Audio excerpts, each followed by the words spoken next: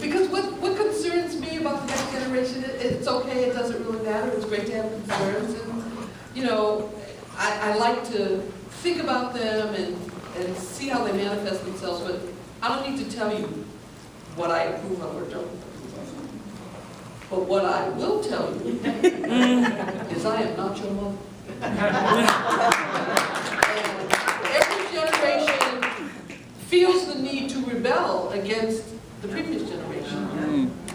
I was intentionally child-free, so I did not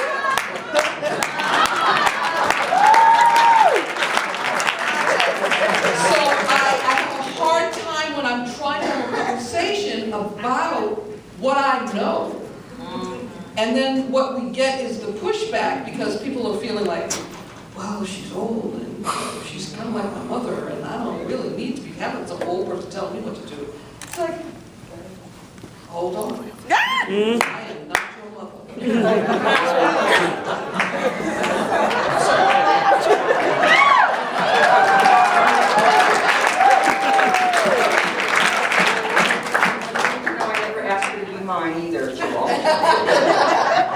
So can I buy a couple of minutes? Can we buy a couple of minutes from the folk coming behind us? Is that all right, y'all? Yes. No. So I have to write down my thoughts so I can wander. In terms of, what was the question again? What is concerning you, and then what is exciting? Yes, what concern, in terms of the next generation. Y'all, listen up. That's the other thing I learned when I moved from San Francisco to Durham, North Carolina. The first thing I learned was y'all. So here what I would say, a couple of things to pass on to y'all. Don't mourn, organize. If there's a need, fill it. Don't mourn, organize. If there's a need, fill it. If you're walking around and wondering why we can't get anything done and the group ain't doing it, don't waste any more energy. Go make something happen. That's how we have all the groups in this room that we have today. The importance of the concept of the word "and." How many times have you sat in a meeting and said, the only way we can get this done, or my issue is the most important? If you throw the word "and" in, that's important, and you open up a world of possibilities, and you also invite a whole lot of folk in the room that might not be there otherwise. Ask people how they self-identify. Save yourself the hassle. It's regional, it's local, it's all in terms of different culture. So if you say, Jewel, let me ask you, how do you self-identify? A colored lesbian feminist. Good. And if I ask someone else, so just ask the question. And then meet folks where there are. Meet folks where they are. I just did this intergenerational thing with Lorena. Is Lorena in the room? Where is she? Yesterday? Anyway, and we said, you meet people where we are. We're having this conversation. And we used to be 18 at one point. We used to be youth. And I remember it really well. And I remember it really well. And the other thing I would say in terms of this wonderful intersection, now when I said I'm done, what I meant I'm done with this LGBT thing the way it is now. You can tell, Andy's gone. And I think a lot of us might have to ask the question, the important work we're going to do when we go home is going to still be there when we get there. But in terms of how I wanted to choose to put my time and energy on that limited income that I'm on now, I want to figure out where I take that when we have the intersectionality of the changing of hearts and minds, whatever the issue might be, and the changing of public policy. That's why it's important for the vote. That's why it's important to have people at City Council. Hearts and minds, public policy. So that would pass those lessons on. What we're excited about. Oh, what I'm excited about. Okay. I want to read this if you allow me. Because what I'm excited about is something that happened back in 1955. And you talk about the Civil Rights Movement. And you talk about the issue of women based on gender, race, class, ethnicity, sexual identity, sexual orientation.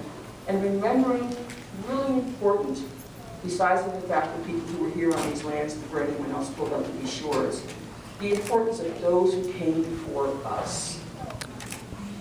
Because all of the wins we're getting now that we perceive to be our issue, don't ask, don't tell, marriage equality, even end up. Who was dealing with these issues before us? Women and people of color. I want to read just one story, and then we still have time for a wrap-up comment. Where's Lisa? Yes. How are you? Okay. Get it, bro. Remember this name, Emmett Till.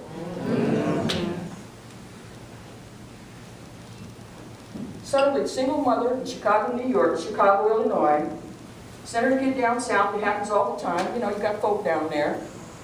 14-year-old kid sent down to live in Money, Mississippi, staying with a great uncle. Was in a little dusty town, went into a store, and one of the black kids said, I dare you, now this is the story it might go. I dare you to whistle at that woman behind the counter, white woman. It may or may not have happened, but here's the bottom line. The wife told the husband against the third cousin, they go out to where Emmett Till was living, pulled him out of the house, put him in a truck, took him to a barn to teach this little black kid a lesson. They beat him. Guy gouged an eye out, shot him in the head, took his body to the Tallahatchie River. Around his neck, they tied a 70-pound cotton gin fan into his body in the river. Tied it with barbed wire. And with barbed wire. They found his body 3 days later. And his mom was notified, and she said these 3 words: "Send my baby home." And then she did something amazing. I'm getting back to the power of one. She demanded an open casket and demanded a public funeral because she said, I want to have people see what hate looks like. Remember that. Because that's the foundation. And that was for just even maybe whistling, let alone marrying a white woman. And then you get Loving versus Virginia. Dare to love. I want to say to you, I think the reason why we win is this. Every single time the opposition makes this horrible mistake of underestimating the power of love. A mother and father for their child, your partner. You have to remember that. They keep on forgetting it. And if we don't understand what this one woman did, I demand an open casket because I want people to have people see what hate looks like. That's the essence. That's amazing. And so when I think about the excitement of it, y'all coming up next, carry it on. Yeah.